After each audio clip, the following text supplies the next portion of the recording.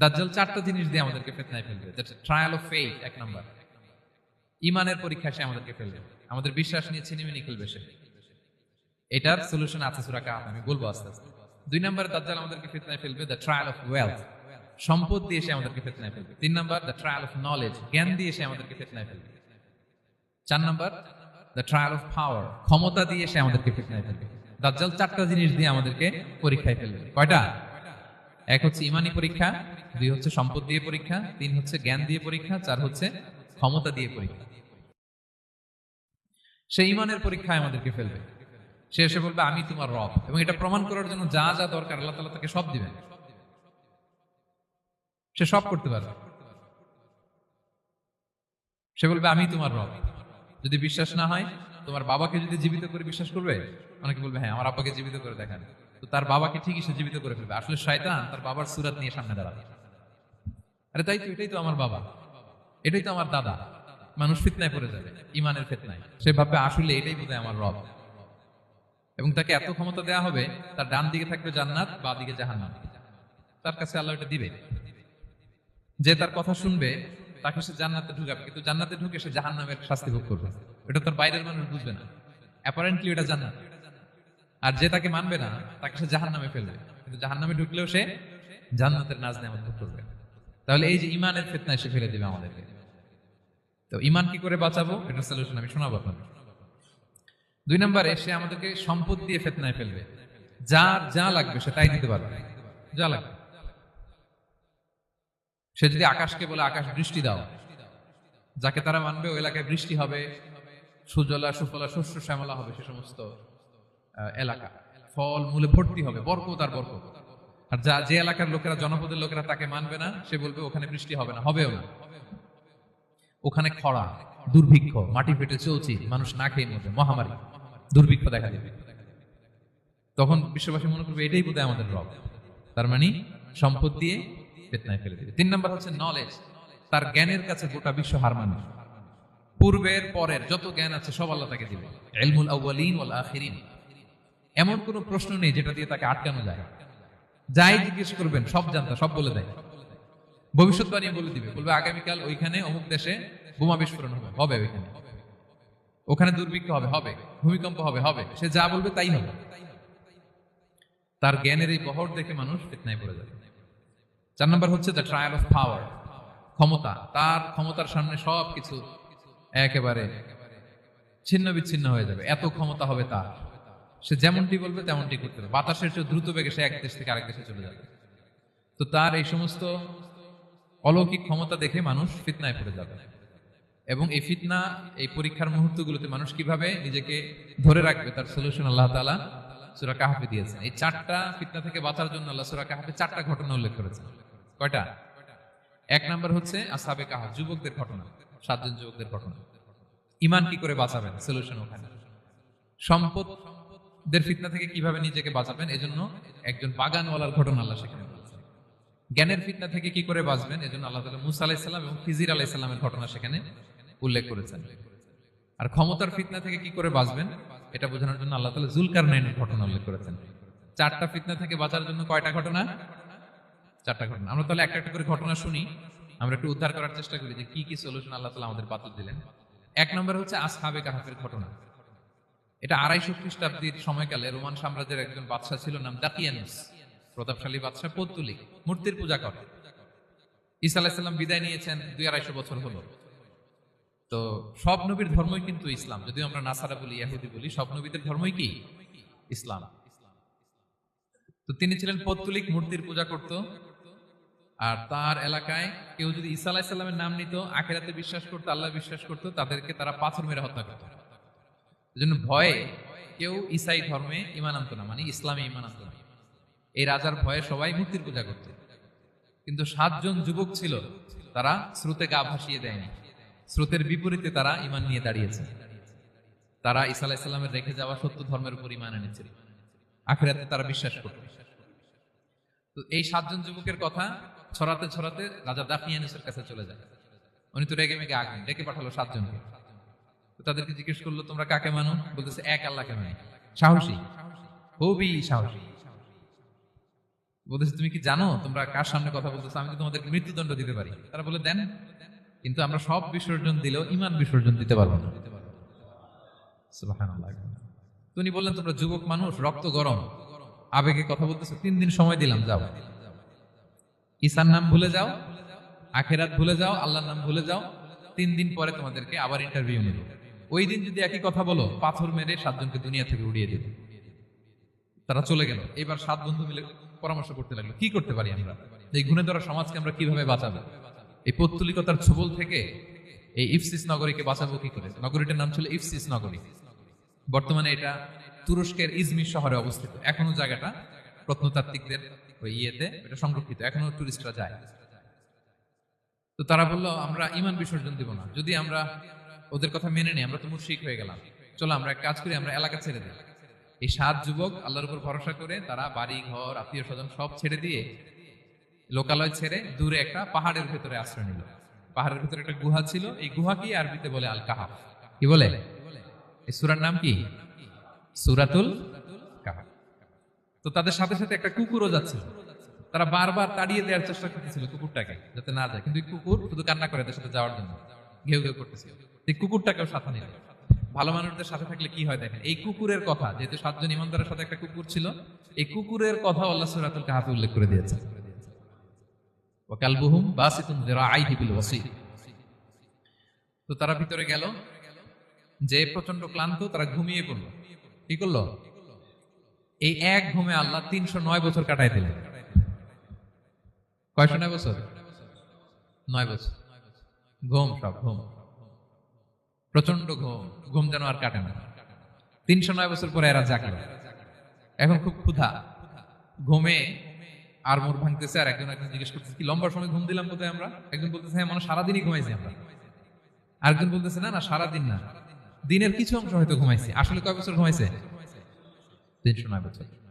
তো এদিকে সভ্যতার তো চেঞ্জ। এখানে ওই দাকিয়ানুস মরে, এর ছেলে মরে, এর নাতি মরে, পুতি মরে, এখন 6ষ্ঠ নম্বর রাজা আসছে। প্রজন্মের পর প্রজন্ম তো শেষ। 309 বছরে কমপক্ষে 4-5টা জেনারেশন চেঞ্জ হবে। তো জেনারেশন চেঞ্জ হয়ে, এলাকা চেঞ্জ হয়ে, তারা যে স্বপ্ন দেখেছিল এই ইফসিস নগরীতে কালিমার পতাকা উঠবে, তাদের স্বপ্ন আল্লাহ বাস্তবায়ন করেছেন। 309 বছরের ব্যবধানে এই এলাকার সবাই মুসলিম হয়ে গেছে। আল্লাহ চাইছিলেন ওদেরকে দেখাবে এটা, যে স্বপ্নটা যে বাস্তবায়ন হয়েছে এটা দেখাবে। তো ঘুম থেকে উঠছে, একজনকে তারা বললো যে লুকায় লুকায় চাদর মুড়ি দিয়ে কিছু রুটি নিয়ে আসো বাজার থেকে, যাতে তোমাকে না চিনে। চাদর মুড়ি দিয়ে যাও। কিছু পয়সা ছিল, মুদ্রা দিয়ে দিছে। তো সে যে যখন দোকানদারের কাছ থেকে রুটি নিছে আর মুদ্রা দিছে, দোকানদার বলে এই মুদ্রা কোথেকে আসলো? 309 বছর আগে মালয়েশিয়াতে রিঙ্গিট ছিল কিনা জানি না, যেভাবে ওরা ট্রানজাকশন করতে পারে যেটা ছিল, ওইটা যদি এখন কেউ দেয় রাজধানী বিলাসে খাবার পাওয়া যাবে? হ্যাঁ। তো রুটিওয়ালা বলে তুমি বর্তমান সময়ের মুদ্রা দাও, এটা দিচ্ছ কেন? বলতেছে এটা তো বর্তমান সময়ের মুদ্রা। বলতেছে এই যে মুদ্রার মধ্যে দেখো কোন সালের সিল দেওয়া, এটা তো শত শত বছর আগে। বলতেছে কি বলে শত বছর আগে? আমি তো আজকে সকালেই বাজার করলাম, ওই বাজার করে যে টাকাগুলো ছিল ওইটাই তো পকেটে। বলতেছে বলে কি, নিশ্চয়ই তুমি গুপ্তধনের সন্ধান পেয়েছো, হিডেন ট্রেজার। বলো, মানে তার সাথে এদের কথাবার্তা কিছু মিলতেছে না।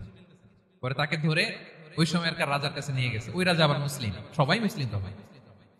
সে যা বলে এরাও কেউ বিশ্বাস করে না, এরাও যা বলে এও বিশ্বাস করে না। আর এলাকা এর বাড়ি ঘর আসবে কোত্থেকে? এর নাতি পুতি যা আছে 5-6 পুরুষ তো মরে সবাই কবরে। তখন তার কথা শুনে সবাই অবাক। তো এটা মিলানোর জন্য তারা 309 বছর আগের দাকিয়ানুস বাদশার সরকারি যে নথিপত্র, ওই পুরাতন ছিঁড়া নথিপত্র তারা বের করলো। বের করে দেখে ঠিকই দাকিয়ানুস নামে এক বাদশা ছিল, আর অনেক শত শত বছর আগে মোস্ট ওয়ান্টেড 7 জন যুবক ছিল, যাদের ব্যাপারে এক্সিকিউশনের অর্ডার ছিল। এখন দেখে তারা অবাক। লম্বা ঘটনা আমি শর্ট করে বলতেছি। পরে সবাই মিলে তাকে সহ ওই গুহায় গেল। গুহায় যাওয়ার পরে সে বাকিদেরকে ডাকতে গুহার ভিতরে ঢুকলো। আল্লাহ তাআলা 7 জনকে ওইখানে মৃত্যু দিয়ে দিলেন। চিরকালের জন্য এই 7 জন ঘুমায় পড়লো। আর এলাকাবাসী রাজা সহ এখানে তারা একটা মসজিদ নির্মাণ করলো। This is the story of আসহাবে কাহাফ। তো এলাকাবাসী যদিও মুসলিম হয়েছিল, কিন্তু আখিরাতের ব্যাপারে তাদের একটা সন্দেহ ছিল যে আসলে মানুষ মরার পরে কি আবার জীবিত হবে? মৃত্যুবরণ করার পরে আবার মানুষ জীবিত হবে? তাদের মনের মধ্যে একটা সন্দেহ ছিল যে আসলে মারা গেলে মানুষ আবার উঠতে পারে। তাদের এই সন্দেহ দূর করার জন্য আল্লাহ তাআলা এই 7 জনকে 309 বছর ঘুম পাড়িয়ে আবার জীবিত করলেন। সুবহানাল্লাহ। তাহলে ইমান কিভাবে বাঁচাতে হয় এটার প্রেরণা আমরা এই 7 যুবকের কাছ থেকে পাই। এখানে যেটা আমরা শিখি প্রিয় ভাইরা, 1 নম্বর লেসন হচ্ছে আমাদের গুড কোম্পানি লাগবে, রাইটাস পিপল, মানে আমাদের সার্কেলটা ভালো হইতে হবে। তাদের 7 জনের সার্কেলটা খুব ভালো ছিল, ফলে তারা বিপথে যায়নি এবং তারা এমন শক্ত সিদ্ধান্ত নিয়েছে যে আল্লাহ তাআলা সেটাতে বরকত দিয়েছেন, গোটা সমাজকে আল্লাহ তাআলা চেঞ্জ করে দিয়েছেন। এটা হচ্ছে 1 নম্বর লেসন। আপনি ইমান বাঁচাতে হলে আপনার সার্কেল ভালো লাগবে। খুঁজবেন যে এলাকায় যাবেন ওখানে নামাজি সার্কেল কারা আছে, ওখানে জ্ঞানী গুণী সার্কেল কারা আছে, ওখানে ভালো কাজ করতে চায়, একে অপরকে সহযোগিতা করে, কল্যাণের পথের যাত্রী কারা আছে খুঁজতে হবে আপনাকে। খুঁজে ওই সার্কেলে আপনি যুক্ত হবে, তাইলে ইমান বাঁচানো যাবে। ক্লিয়ার? 2 নাম্বার হচ্ছে conflict between believers and disbelievers it's universal.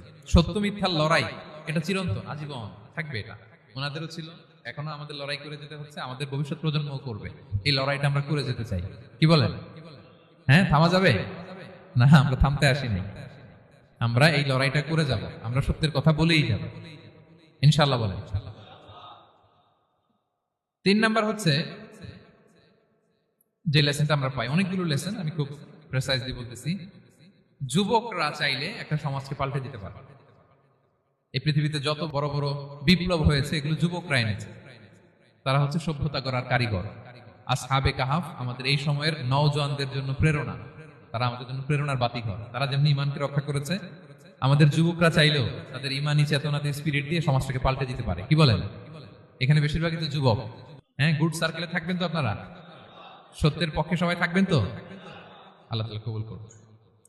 আচ্ছা, এবার 2 নাম্বার ছিল সম্পদের ফিতনা, কিভাবে বাঁচবেন। আসহাবে কাহাফের পরে সূরা কাহাফে আল্লাহ তাআলা একজন বাগানওয়ালার ঘটনা বলেছে। 2 জন বন্ধু, একজন একটু গরিব, সে বিশ্বাসী, আরেকজন ধনী, সে অবিশ্বাসী। তাকে আল্লাহ তাআলা বিশাল বড় খেজুরের বাগান আর আঙ্গুরের বাগান দিয়েছেন, বিশাল অনেক বড় বিজনেস ম্যাগনেট। তো এই সম্পদের অহংকার সে করত।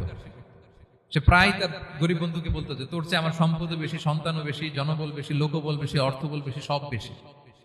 অহংকারে তার পা মাটিতে পড়ত না। আর সে আখিরাতে অবিশ্বাস করত এবং সে বলতো যে এই সম্পদ আমারে বাঁচাবে, চিরকাল আমাকে স্মরণীয় করে রাখবে, এই সম্পদ কোনোদিন যাবে না। অনেক বড় বড় ধনীরা আছে, তারা এরকম মনে করে যে আমি এত বড় সিআইপি, হ্যাঁ, আমি এত বড় বিজনেস ম্যাগনেট, এই দিন বোধহয় আর চেঞ্জ হতে পারে না, আমার আজীবনই বোধহয় এত পাওয়ার থাকবে, এত সম্পদ থাকবে। এটা ভুল ধারণা। এটা কি ভুল ধারণা? এই যে তুরস্কে দুর্ভিক্ষ হইল না, আপনারা দেখছেন না যে অনেক সম্পদের মালিক বাড়ি ঘর ভেঙে রাস্তার ফকির। এখন ওই যে ডিফিউজিদের জন্য যে খাবার আসছে ওখানে লাইনে দাঁড়াইছে, কারণ এখন লাইনে না দাঁড়ালে খাবারও তো মিলবে না। 1000 কোটি টাকার মালিক ছিল, ভেঙে চুরে সব শেষ। এখন রিলিফের নেওয়ার জন্য দুস্থদের কাতারে ওখানে দাঁড়াইছে, কারণ দাঁড়াইলেই কিছু খাবার পাওয়া যাবে, খিচুড়ি পাওয়া যাবে, তা না হলে তো খাবারটাও মিলবে না। এই যে বঙ্গবাজারে আগুন লাগলো আমাদের বাংলাদেশে, 20টা 25টা দোকান ছিল অনেকের যাদের অন্যান্য বিজনেস আছে তারা হয়তো সার্ভাইভ করতে পারতেছে, কিন্তু এমন অনেক ব্যবসায়ী ছিল সব শেষ, জ্বলে পুড়ে, তার টাকা পয়সা পুঁজি স্বপ্ন সব শেষ। তো ধনীকে গরিব বানাতে আল্লাহর 1 সেকেন্ডও লাগে না। ওই বিশাল প্রাসাদ থেকে টেনে ভাঙ্গা থালা হাতে দিয়ে রাস্তায় নামাইতে আল্লাহ কয় সেকেন্ড লাগে বলেন তো? 1 সেকেন্ডও লাগে না। সো এই লেসনটা কিন্তু আমাদের নিতে হবে। এবং ওই ব্যক্তির নসিবে তাই ঘটেছিল। সে যখন অহংকার করতেছিল, আল্লাহ তাআলা আকাশ থেকে হুসবান একটা আগুন পাঠালো। ওই আগুন এসে তার আঙ্গুরের বাগান, তার খেজুরের বাগান, বিশাল মাইলকে মাইল এই বাগান জ্বালিয়ে পুরো মুহূর্তের মধ্যে সারখার করে, এবং মুহূর্তের মধ্যে সে পথের ভিখারি, ফকির। এই ঘটনাটা এনে আল্লাহ তাআলা সম্পদশালীদেরকে রিমাইন্ডার দিলেন যে এই সম্পদের ফিতনায় তোমরা পড়ে যেও না। আমরা সম্পদশালী হলে বাস্তবতা অনেক সময় ভুলে যাই। সূরাতুল হুমাজাতে আল্লাহ তাআলা বলেন ইয়াহসাবু আন্না মালাহু আখলাদা। সম্পদশালীরা মনে করে এই সম্পদ আমাকে চিরকাল বাঁচিয়ে রাখবে, চিরকাল বোধহয় এই সম্পদ আমার হাতে থাকবে। না, এটা হাতের ময়লা, আজ আছে কাল নাই, যে কোনো সময় চলে যেতে পারে। এটা হচ্ছে ম্যাটেরিয়ালিস্টিক আউটলুক, বস্তুবাদী চিন্তা থেকে এই আমাদের ধনী ভাইদের এই সমস্যাটা হয়। ভোগবাদী চিন্তার প্রভাব আর কি। সম্পদ যখন হাতে থাকে ধরাকে সরাজ্ঞান করে, মনে করে যে সবই আমার কন্ট্রোলে। না, আপনারে ওই গরিবের কাতারে আনতে, ওই রিলিফের সম্পদ নেওয়ার জন্য ওই লাইনে দাঁড় করাইতে আল্লাহর 1 সেকেন্ডও লাগে না। এটা খেয়াল রাখতে হবে। আমরা যখন প্রাইভেট কারে চড়ি, মাঝে মাঝে অনেকে এসে হাত পাতে, এদেরকে ছোট করা যাবে না। গল্পটা আল্লাহ ভিন্ন করতে আল্লাহর 1 সেকেন্ডও লাগে না। ওইদিকে আমি দাঁড়ায় হাত পাততাম আর উনি প্রাইভেট কারে বসে থাকতো। আল্লাহ চাইলে এরকম করতে পারতেন না? পারতেন। তো এখান থেকে আমাদের জন্য শিক্ষা হচ্ছে সম্পদ এটা ক্ষণস্থায়ী, আজ আছে কাল নাই। এটা ক্ষণস্থায়ী, এটাকে এভারলাস্টিং মনে করা যাবে না। এভারলাস্টিং হচ্ছে আখিরাত।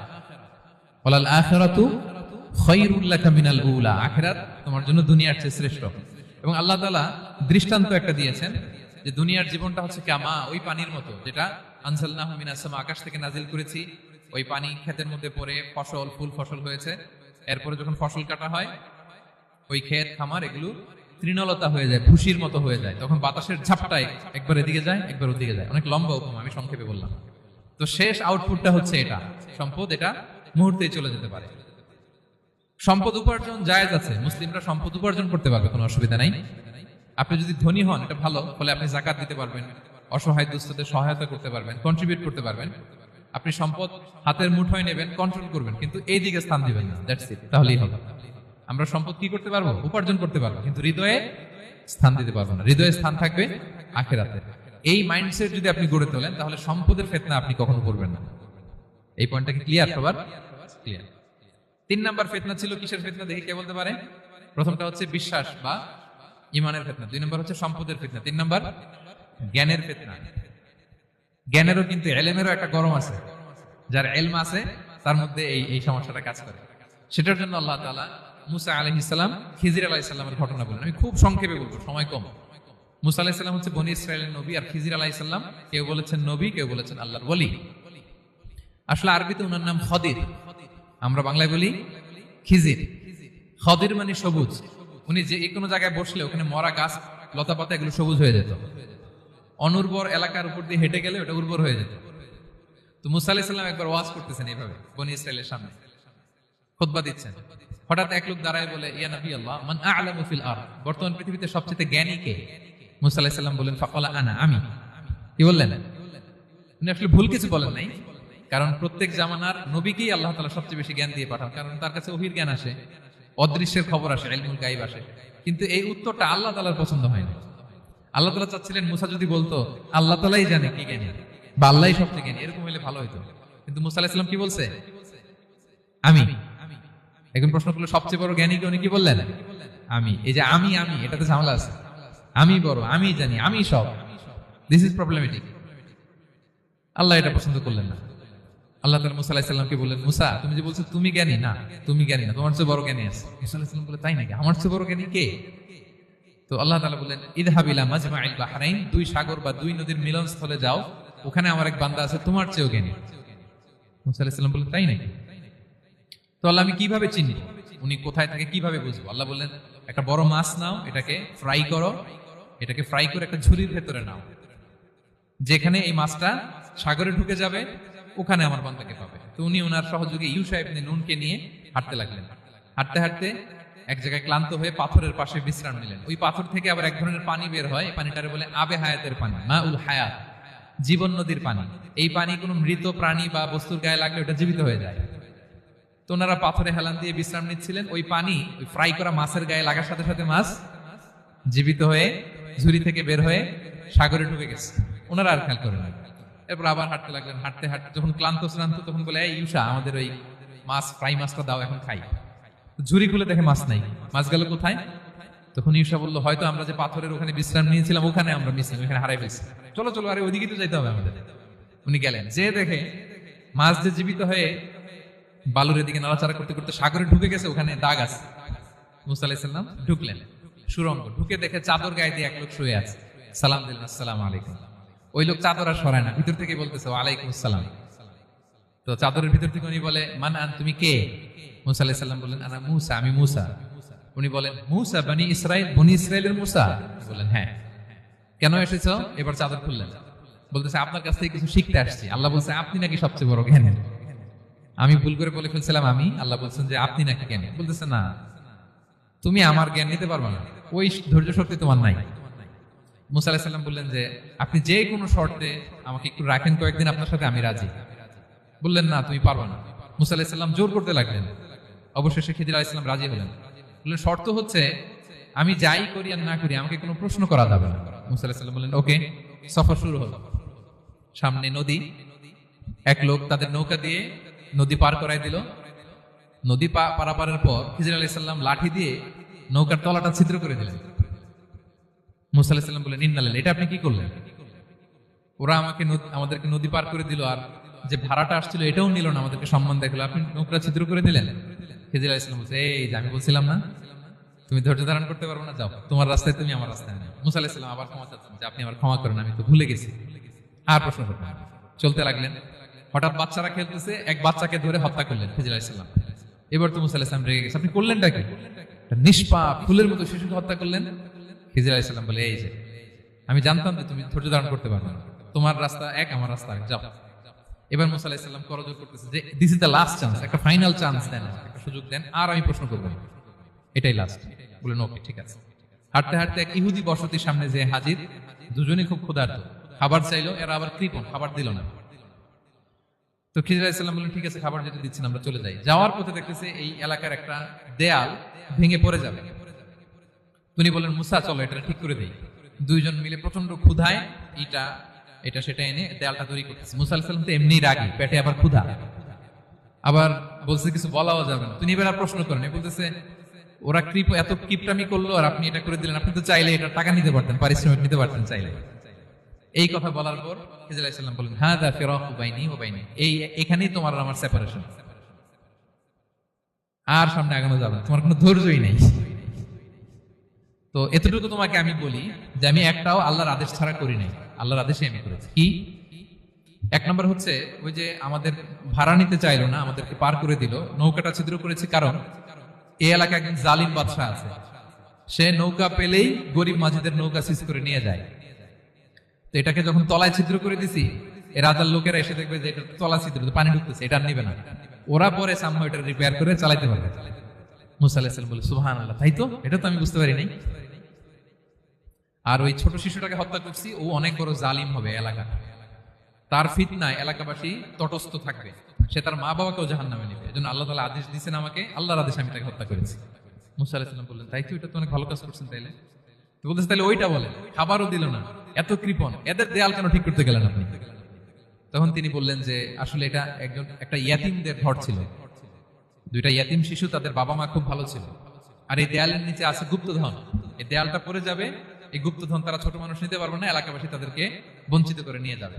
আমি দেয়াল গড়ে দিলাম যাতে করে তারা যখন প্রাপ্তবয়স্ক হয় নিজেদের সম্পদ নিজেরা বুঝে নিতে পারে। সুবহানাল্লাহি ওয়া বিহামদিহি। মুসা আলাইহিস সালাম বলে তাই তো, এগুলো তো আমি বুঝতে পারি নাই। তো এই ছিল খুব সংক্ষিপ্ত পরিসরে মুসা আলাইহিস সালাম খিজির আলাইহিস সালামের ঘটনা। তো রাসূল সাল্লাল্লাহু আলাইহি ওয়াসাল্লাম বুখারীতে একটা চমৎকার কথা বলেছেন, তিনি বলেছিলেন ওয়াদিদনা আন্না মুসা সাবার হাত্তা ইউকাসা আলাইনা মিন আমরিহিমা। রাসূল সাল্লাল্লাহু আলাইহি ওয়াসাল্লাম বলেছিলেন ইস, আমার ভাই মুসা যদি আরেকটু ধৈর্য ধরতো তাহলে আরো কিছু অজানা তথ্য আমরা জানতে পারতাম। এখান থেকে, এই ঘটনা থেকে আমরা কি শিখলাম? প্রথম যেটা আমরা শিখলাম, জ্ঞান নিয়ে বড়াই করতে নেই, ঠিক কিনা? জানার কোনো শেষ নেই, জাননেওয়ালার উপরও জাননেওয়ালা আছে, জ্ঞানীর উপরও জ্ঞানী আছে। আপনি কিছু জেনেই মনে করবেন না আমি সব জানি, আপনার চাইতেও বেশি জ্ঞানী অনেকে আছে। অনেক সময় বক্তার চাইতেও শ্রোতারা অনেক জ্ঞানী, হয়তো এখানে এমন অনেক জ্ঞানী লোক আছে যার ধারে কাছেও আমরা কেউ নেই, হতে পারে। সো আমি সব জানি, এটা ভুল, এটা শয়তান বলে। এটা কে বলে? শয়তান বলে। আবু নাওয়াস একটা কবিতা লিখেছেন, ওয়াকুল্লি মান ইয়াদঈ ফিল ইলমি ফালসাফাতান হাবাসতা শাইআন ওয়া গাবাত আনকা আশিয়াউ। কেউ যদি বলে আমি সব জানি, তুমি তাকে বৃদ্ধাঙ্গুলি দেখিয়ে বলো আপনি কিছুই জানেন না, আপনি অল্প কিছু জেনেছেন, জানার এখনো অনেক বাকি। তাহলে মুসা আলাইহিস সালামের এই ঘটনা জিজ্ঞেস করা হলো কে জ্ঞানী, উনি বললেন আমি জ্ঞানী। এরকম কি আমরা কখনো বলবো? না। সবচাইতে বড় জ্ঞানী কে? ওয়া ফাওকা কুল্লি যী ইলমিন আলিম, সবচাইতে বড় জ্ঞানী আল্লাহ তাআলা। সো জ্ঞান নিয়ে আমরা অহংকার করব না। দুই নাম্বার যে শিক্ষাটা আমরা পাই, ওই যে নৌকা দিয়ে পারাপার হচ্ছিল, তখন একটা চড়ুই পাখি এসে সাগরের মধ্যে মুখ দিয়েছিল। তো খিজির আলাইহিস সালাম বললেন মুসা, তুমি কি চড়ুই পাখিটা দেখতে পাচ্ছ? হ্যাঁ দেখতে পাচ্ছি। চড়ুই পাখিটা যে সাগরে মুখ দিলে দেখতে পাচ্ছ? হ্যাঁ দেখতে পাচ্ছি। তখন খিজির আলাইহিস সালাম বললেন চড়ুই পাখিটা সাগরে মুখ দিয়ে পানি খাওয়ার পরে চড়ুই পাখির ঠোঁটে বা চঞ্চুতে যতটুকু পানি লেগে আছে, এই পানিটা হচ্ছে তোমার আমার এবং মহাবিশ্বের আমাদের সকলের জ্ঞান, আর এই মহাসাগরের সকল পানি হচ্ছে আল্লাহ তাআলার জ্ঞান। আল্লাহ তাআলা বলেছেন ওমা উতিতু মিনাল ইলমি ইল্লা কালিলা, আমি তোমাদেরকে একেবারে অল্প জ্ঞান দিয়েছি, একেবারে অল্প। এই রহস্যে ঘেরা এই মহাবিশ্বের অনেক কিছু আমাদের অজানা, প্রিয় ভাইরা, আমরা অনেক কিছু জানি না, আমাদের এই লিমিটেড নলেজ এগুলো ধরে না, তারপর আমরা জ্ঞানের বড়াই করি। আপনারা উপমাটা বুঝতে পারছেন? একটা নৌকা থেকে চড়ুই পাখি ঠোঁট দিয়ে পানি খাচ্ছে, পানি খাওয়ার পরে স্বভাবতই চড়ুই পাখির ঠোঁটে একটু পানি তো লাগবে। খিজির বললেন যে এই পানিটা হচ্ছে তোমার আমার পৃথিবীর সবার জ্ঞান, আর এই সাগরের বাকি পানিগুলো কার জ্ঞান? এবার বুঝতে পারছেন আল্লাহ তাআলার জ্ঞানের পরিধি। আমরা জ্ঞান নিয়ে যেন কখনো কি না করি, বড়াই না করি। জ্ঞান দুই ধরনের, একটা বাহ্যিক জ্ঞান, একটা অন্তর্নিহিত জ্ঞান। External knowledge, internal knowledge. আমরা যখন কোরআন হাদিস পড়ি আমাদের বাহ্যিক জ্ঞান অর্জন হয়। কোরআন হাদিস পড়লেই আপনি জ্ঞানী হয়ে যান। এটা কোরআন হাদিস পড়তে হয়, এটা ডাইজেস্ট করতে হয়, এটার উপর আমল করতে হয়। এই জ্ঞান অর্জন শেষে এরপরে আল্লাহর প্রিয় বান্দাদেরকে আল্লাহ অন্তরে ইলমের নূর দেন, ইলহাম দেন। That is the knowledge, that is the pure knowledge. আপনি হাফেজে কোরআন হয়ে ভাবেন না আপনি সব জানেন, আপনি বুখারী মুখস্থ করে ভাবেন না সব জানেন। এই সব জ্ঞান অর্জন করার পরে ইলমের নূর হাসিল হয়, সেটা আল্লাহ সবারে দেয় না। সো এই অন্তর্নিহিত জ্ঞান, দূরদৃষ্টি, farsightedness, that is the pure knowledge. এটার জন্য বছরের পর বছর, যুগের পর যুগ সাধনা করতে হয়। সেটার জন্য এই জ্ঞান অর্জনের জন্য তিনটা জিনিস করতে হয় ইলমের নূর অর্জনের জন্য। কয়টা?